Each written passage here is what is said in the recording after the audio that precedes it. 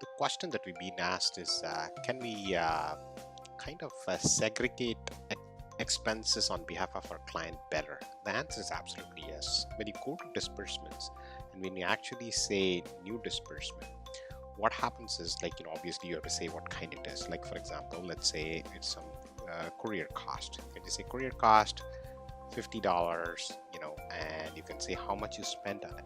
When you say how much you spent on it, obviously you're going to say how you paid for it. Maybe you paid it from your Visa card, right? Like you paid by a credit card. What you can also say is, what kind of an expense it is. In this one, you can just say it's an expense on client account. You can just leave it like that and hit the save button, right? Now, if it's some fee, like for example, it's an application fee, you don't want to put it on expense on client account. The uLaw will try and put it on fees paid on behalf of client. So you have a few options there. Now let's say you want a new category there, like for example, all government surcharges you wanted to track, that you're paying on behalf of the client, you want to track separately. You go to accounts and you can create a brand new expense account under client expenses. You can say government surcharges, and when you do that, what happens is the software will allow you to pick this. So you can now go back to the matter, and when you add a new disbursement, you can actually say government surcharges, and you can say $50, and then you can say government cost for incorporation, let's say, and then you can track all these things, how it was actually paid. So you can add that extra field that would help you. Now, what does that do? So let's say, so I haven't put the real charge.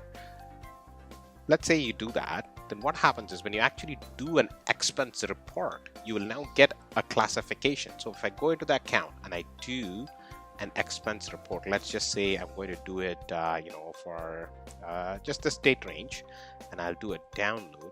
You'll now see that my courier expense, right, will be now tracked. Like for example, the government expense is now tracked, and if I now add another one, which is a courier, which I'm going to do now as a normal expense, let's say courier cost, and let's say that was $45.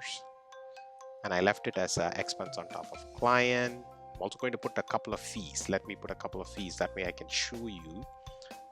Let's say I have a registration fee